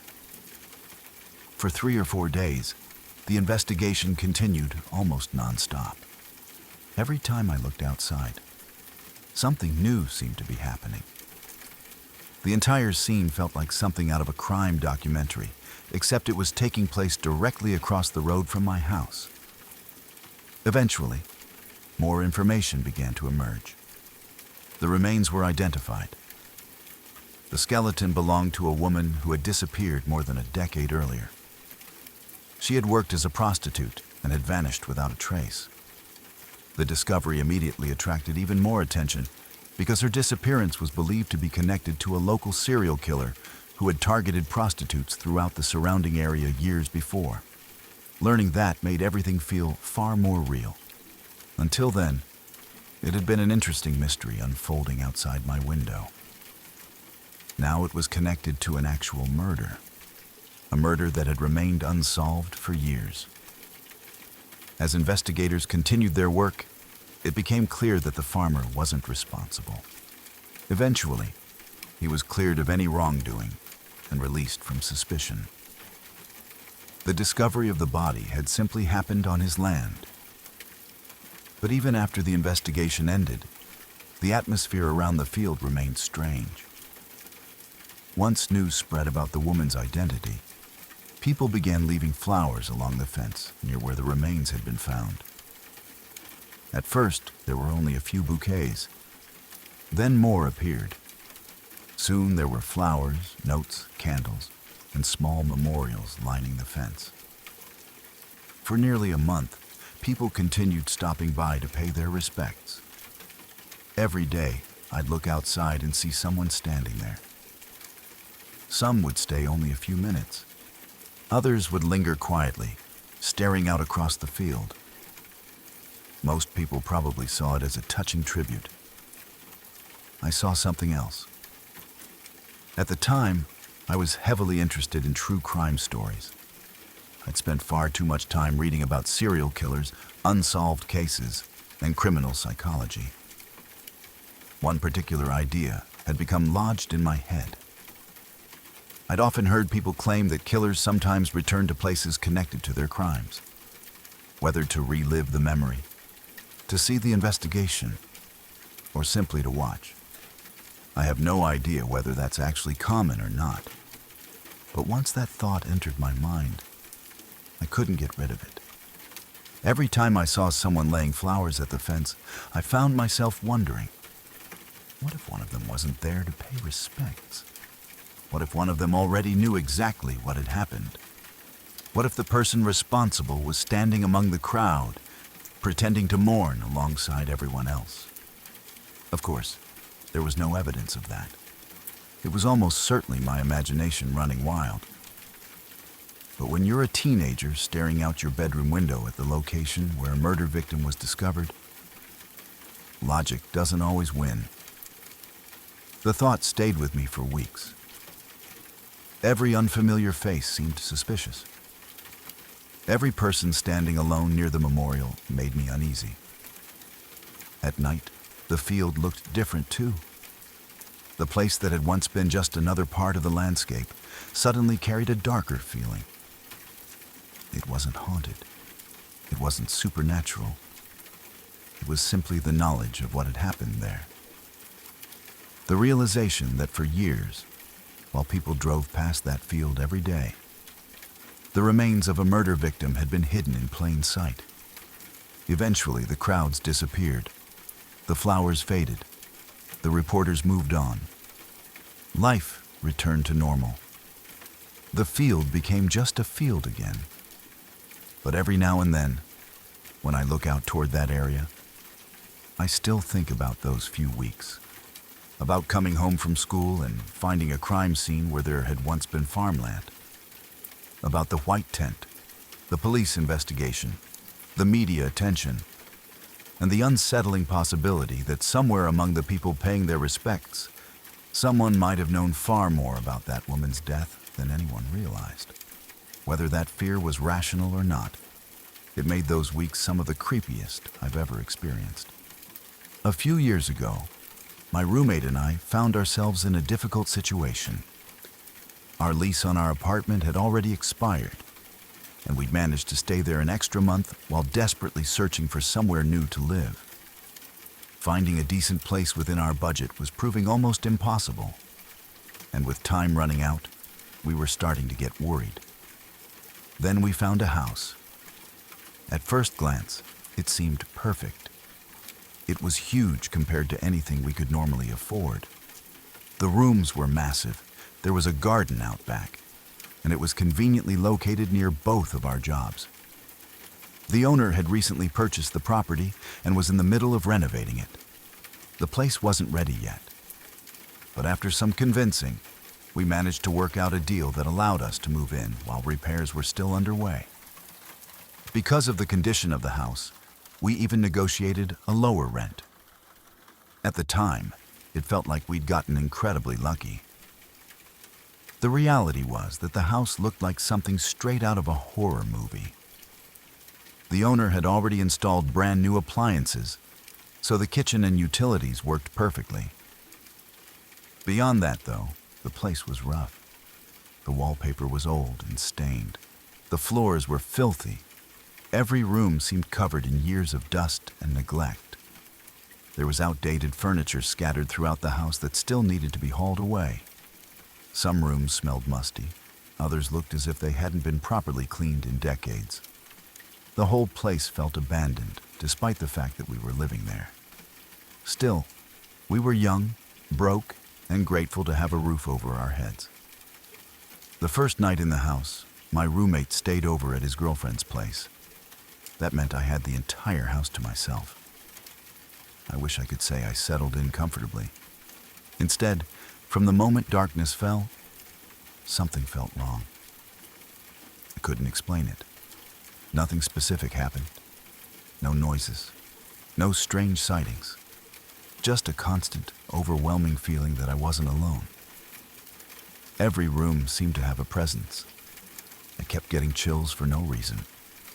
The hairs on my arms would stand up, and I'd find myself looking over my shoulder even when there was nobody there. The feeling only grew stronger as the night went on. Eventually, I went to bed.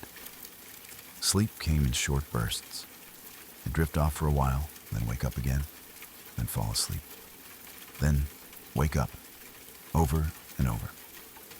It was the middle of winter, yet I felt uncomfortably hot all night.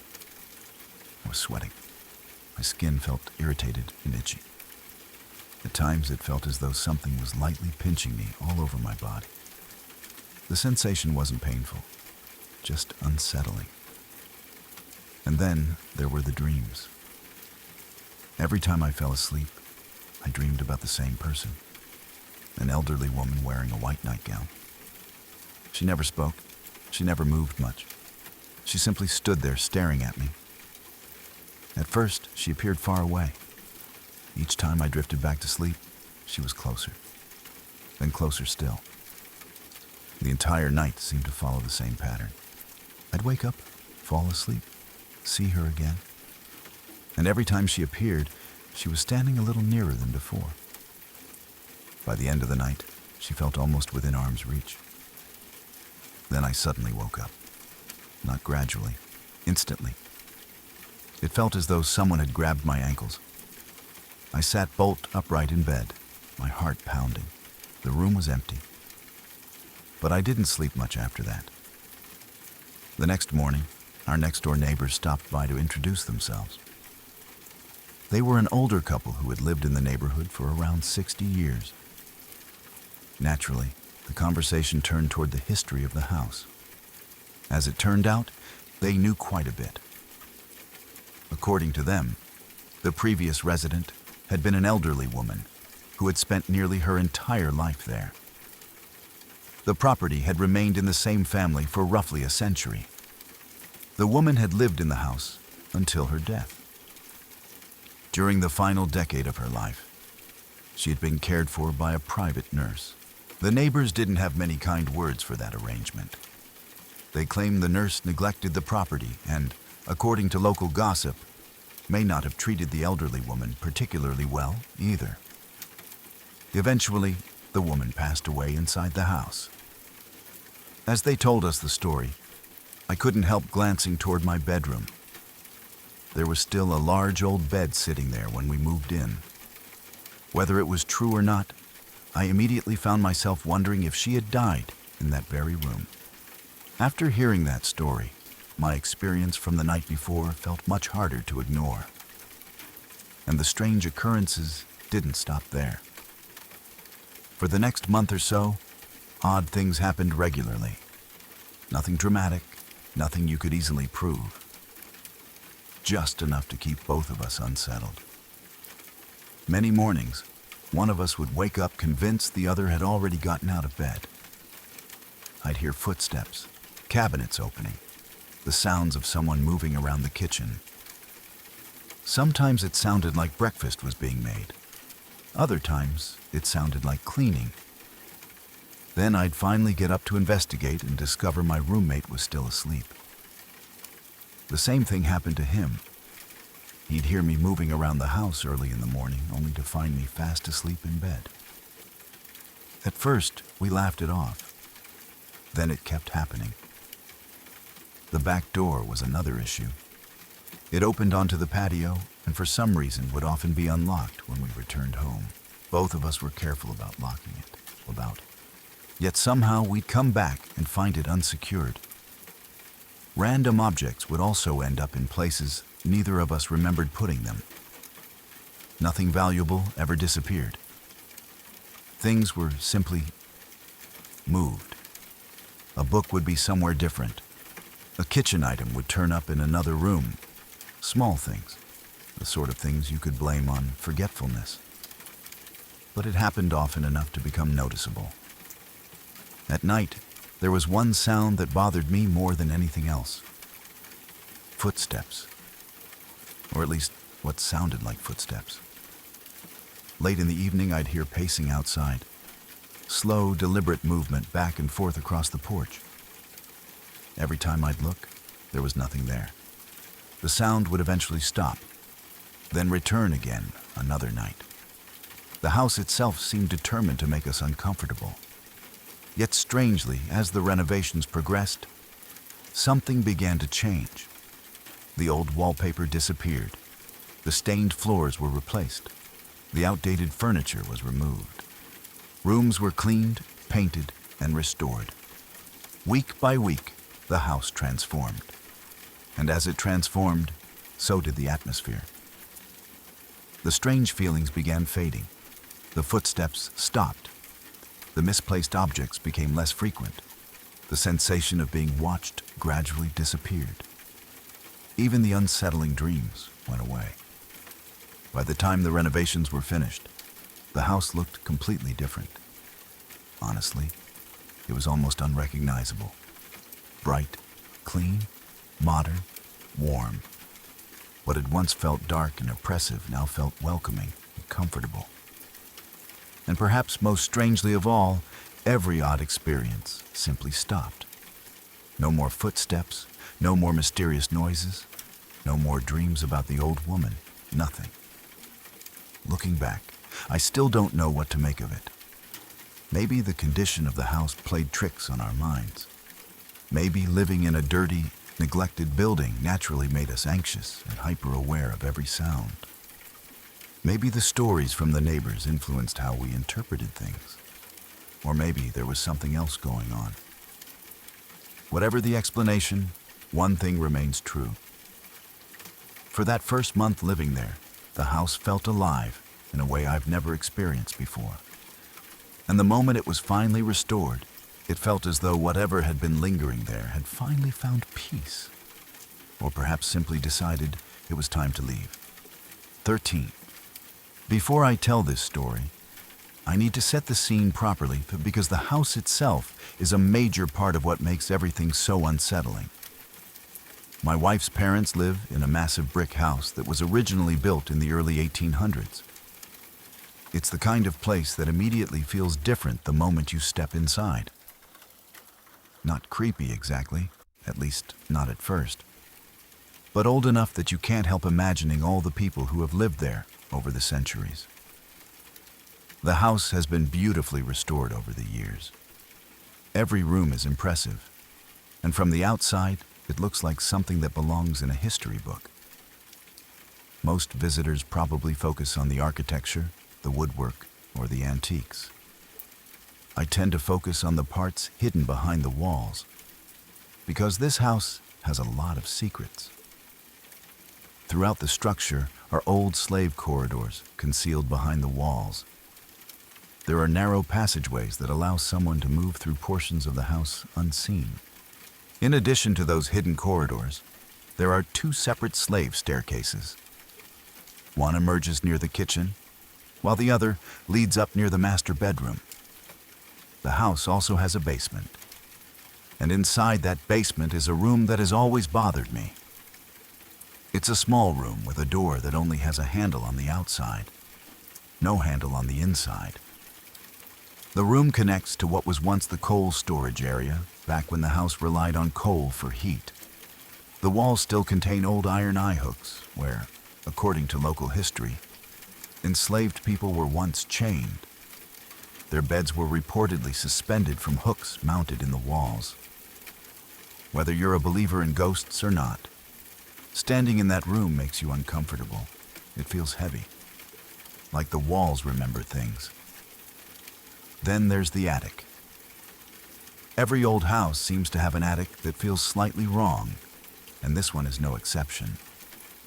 It's difficult to explain. The layout seems almost impossible. The space feels larger than it should be. The entrances never seem quite where you remember them. It always reminded me of the hidden room from Harry Potter, the one that somehow only appears when it wants to. Needless to say, there are plenty of places in this house that encourage your imagination. Over the years, there have been several strange incidents. Some of them I've managed to explain, others remain a mystery. One thing that has always stood out involves the animals. Every animal that enters the house seems to avoid certain areas completely. The family cat refuses to go near the hidden staircases. The same thing happened with our dog. One weekend we brought him along while visiting. At some point I needed to take him outside, so I headed toward the staircase near the kitchen. The moment he caught sight of the entrance, he completely lost it. I've never seen a dog react like that before. He immediately turned around and tried to run in the opposite direction. The hardwood floors offered almost no traction, and his paws slid wildly beneath him as he scrambled to get away. He wasn't being stubborn. He wasn't playing. He was terrified. His eyes were wide. His body was shaking. He simply wanted to get as far from that staircase as possible. The strange thing was that he reacted exactly the same way, near the other hidden staircase, and near the basement door. every single time. The cat behaved similarly. Neither animal wanted anything to do with those areas. Of course, animals can be strange. Maybe there was a smell humans couldn't detect. Maybe there was some other explanation.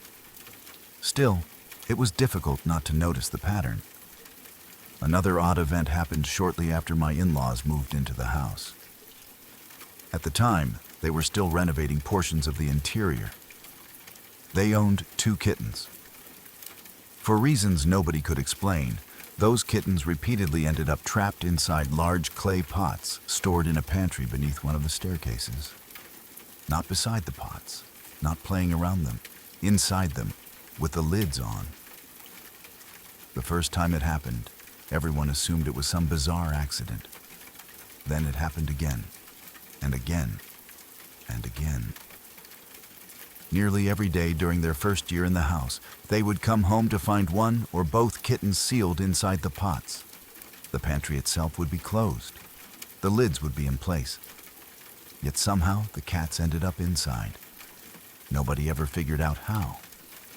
At one point, the family became convinced something strange was living in the attic. There were noises, scratching sounds, movement late at night. Unlike some of the other mysteries, I eventually solved that one. I set up a live trap and discovered several raccoons had taken up residence in the attic. Mystery solved, at least that one. But the event that truly unsettled me happened much more recently. Years ago, when my mother-in-law first moved into the house, she discovered a set of genuine silver candlestick holders hidden among some old belongings. Over time, she became rather fond of them. In fact, she liked them so much that she purchased nearly identical replicas and placed them throughout the house as decorations. The originals remained among her prized possessions. Then, one day they vanished. Not just the candlesticks. Her mother's wedding ring set disappeared as well. The theft made no sense. Nothing else was missing. Expensive electronics remained untouched. Valuable items sat exactly where they had always been.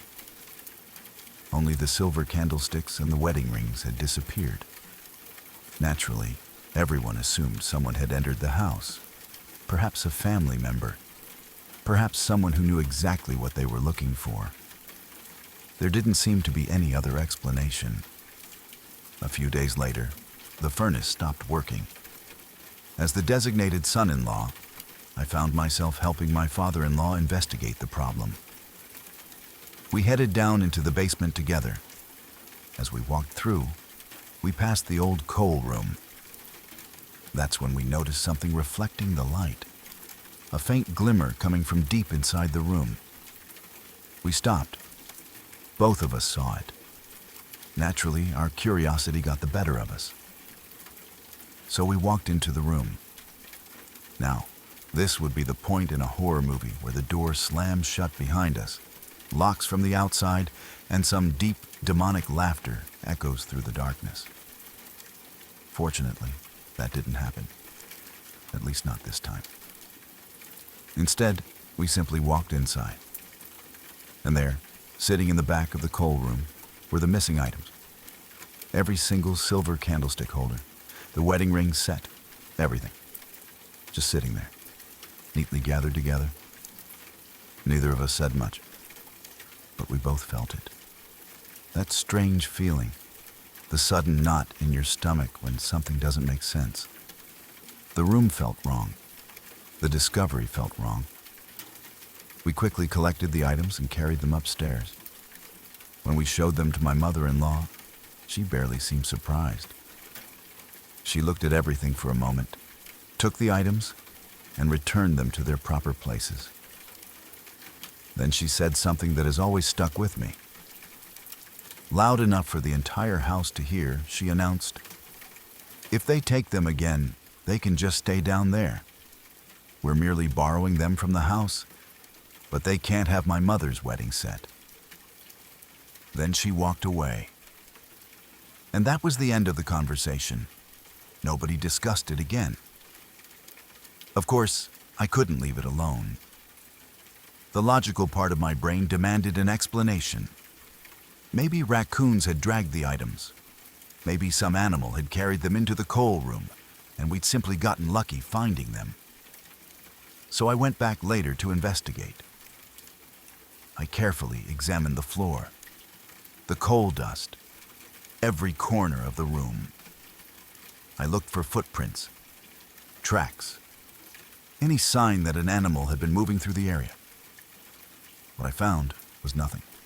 No raccoon tracks, no evidence of anyone entering or leaving. The only markings visible in the dust were a few faint trails left behind by snakes. That was it. No explanation, no answers. Just a room with a disturbing history, a collection of missing valuables that somehow relocated themselves to its darkest corner, and a house that continues to keep a few of its secrets to itself. Even now, whenever I visit, I still walk past that coal room. And every time I do, I find myself glancing inside, just to make sure nothing else has found its way back. 14. Back in 2010, I was living in my grandmother's old house.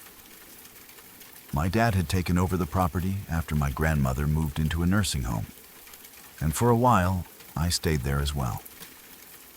It was one of those older houses that always seemed to carry stories with it. Every room felt like it had witnessed decades of family history, and the place had a certain atmosphere that was hard to describe. Part of that atmosphere probably came from my grandmother herself. She was extremely religious and had always been fascinated by stories involving the supernatural. One story she told repeatedly involved a neighbor she believed was possessed. According to her, she had actually attempted to perform an exorcism years earlier. Whether you believed her or not, those stories had a way of sticking in your mind whenever you were alone in the house. The house itself had a simple layout. The dining room and living room were essentially one large shared space. From there, you could walk directly into the kitchen, and beyond that was a computer room where we kept the family desktop. One evening, a few friends and I were hanging out around the dining room table. Nothing unusual, just a group of teenagers wasting time, talking, telling jokes, and listening to music. The computer in the other room was handling the entertainment. I had around 16 gigabytes of music stored on it, which felt like an enormous collection at the time. We had iTunes running, and songs had been playing continuously in the background for hours. Eventually, our conversation became more interesting than the music. We were laughing, telling stories, and completely ignoring whatever playlist was running. At some point, without any of us noticing, the music stopped. We kept talking. Several minutes passed, maybe longer. Then after someone finished telling a joke, there was a brief pause in the conversation. Just a second or two of silence. That's when someone suddenly said, "Wait, when did the music stop?" Everyone looked around. They were right. The computer had gone quiet. None of us remembered hearing the last song end. None of us had gone into the computer room. Nobody had touched the keyboard or mouse. The music had simply stopped. For a moment, we just sat there. Then we heard something, very faint, coming from the computer speakers. At first, I couldn't make out what it was. Then it became clearer. It sounded like footsteps, not ordinary footsteps, the distinct clicking of high heels. The sound was distant, almost as though someone was walking through a long alleyway somewhere far away. Click, click, click. The room went completely silent. Every one of us was listening now. The sound continued, slow, steady, getting slightly louder. Naturally, we all got up and headed toward the computer room. As we approached, we could see the monitor. The screensaver was active. Nobody had touched anything. The computer looked completely idle. Meanwhile, the footsteps continued. Click, click, click. Then they started coming faster. The pace quickened. The sound grew louder.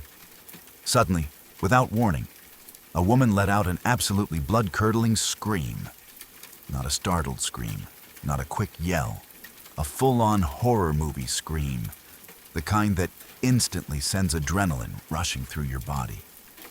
Every single one of us jumped. The scream echoed through the speakers.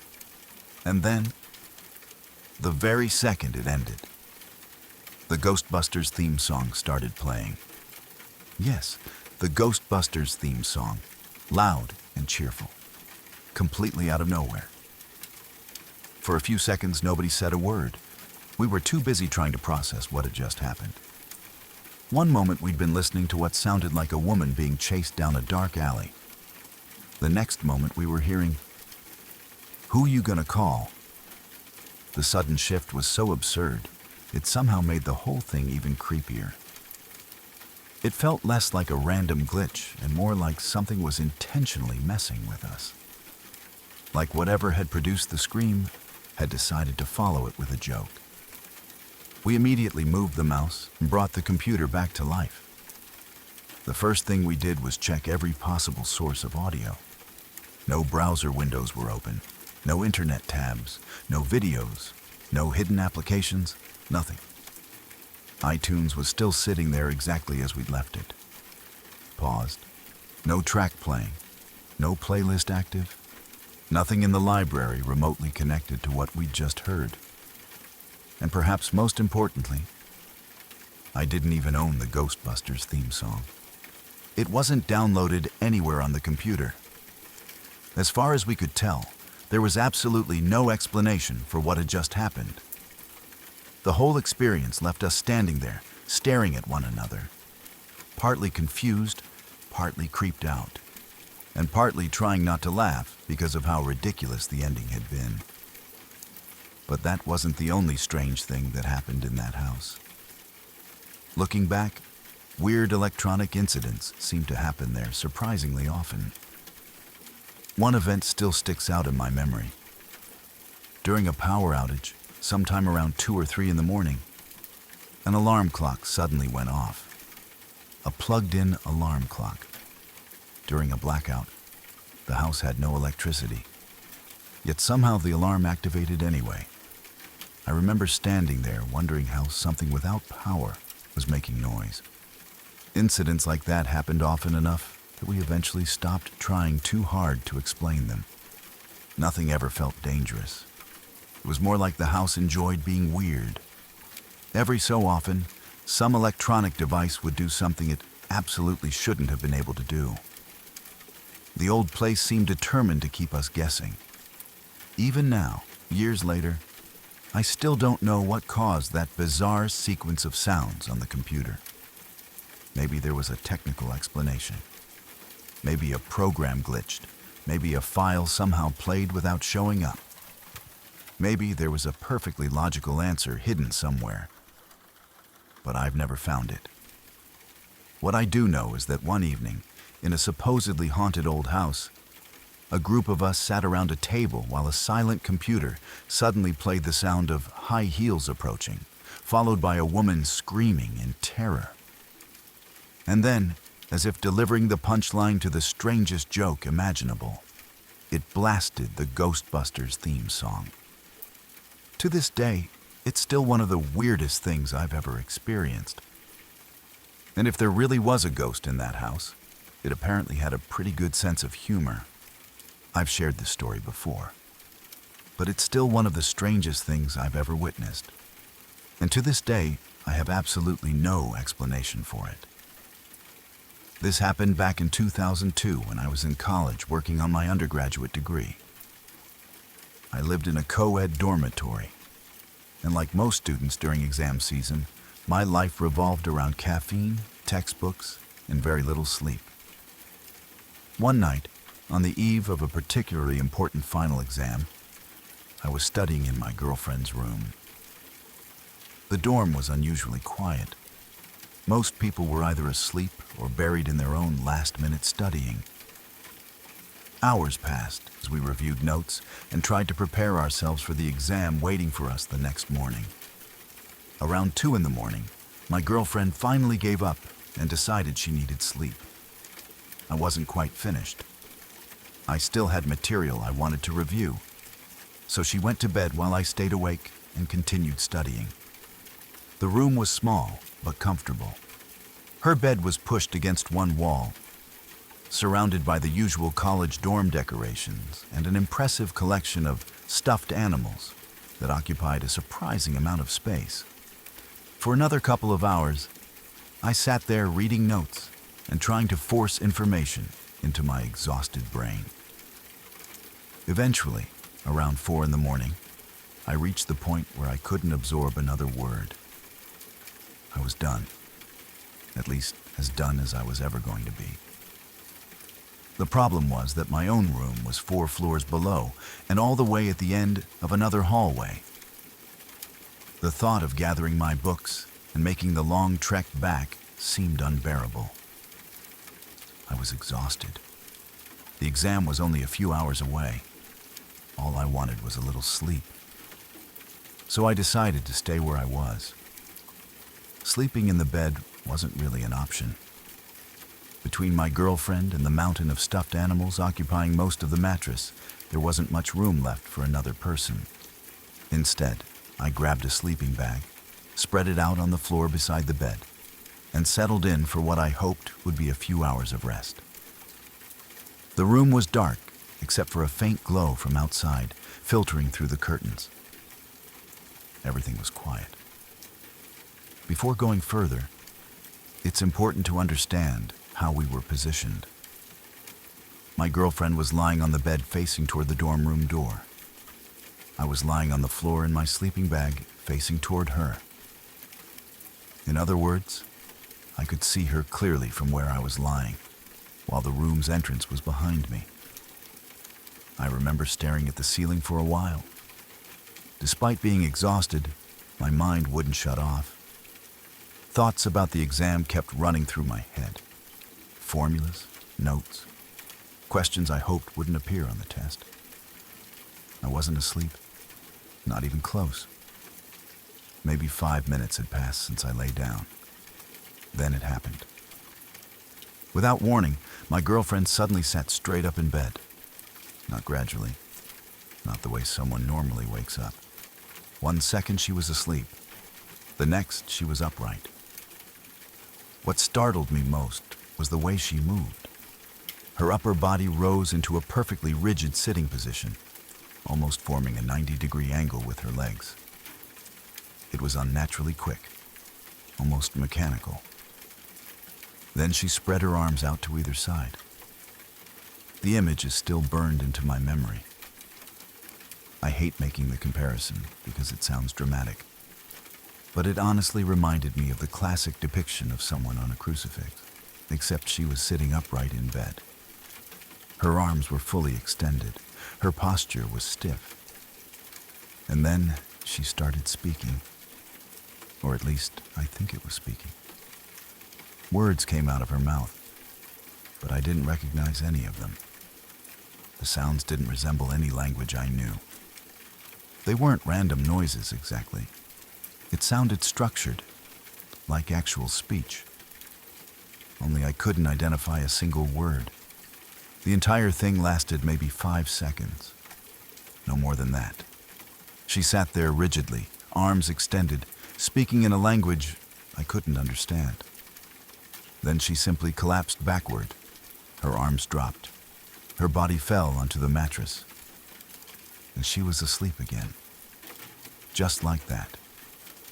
Silence returned to the room. I lay frozen in my sleeping bag, staring at her. For several moments, I wasn't even sure how to react. Part of me wondered if I had imagined it. But I knew I hadn't. I had been completely awake. I hadn't drifted off. I wasn't dreaming. I had watched the entire thing happen. Eventually, I convinced myself that maybe it was some form of sleep talking, maybe a strange dream. Maybe something people do while sleeping that I'd simply never witnessed before. Still, the experience left me deeply unsettled. The next morning, after we both woke up, I told her what had happened. She immediately dismissed it. Not because she thought I was lying. She genuinely had no memory of any of it. According to her, she'd slept normally through the entire night. She insisted she had never done anything like that before. And as far as I know, she was telling the truth. During the entire time we were together, I never witnessed anything remotely similar again. Not once. No strange sleep-talking. No sudden movements. Nothing. That single incident remains completely isolated. Years later, I still think about it occasionally. I've tried coming up with explanations, sleep disorders, night terrors, sleep talking, some kind of dream state. There are plenty of possibilities, but no explanation fully captures what it looked like from my perspective. I can still picture the room, the darkness, the silence, the sudden way she sat upright, the strange words, the outstretched arms, and then the immediate return to sleep as if nothing had happened. Whatever it was, it lasted less than 10 seconds. Yet more than 20 years later, it's still one of the most unsettling things I've ever seen. And unlike most strange stories, I know one thing for certain. I was completely awake when it happened.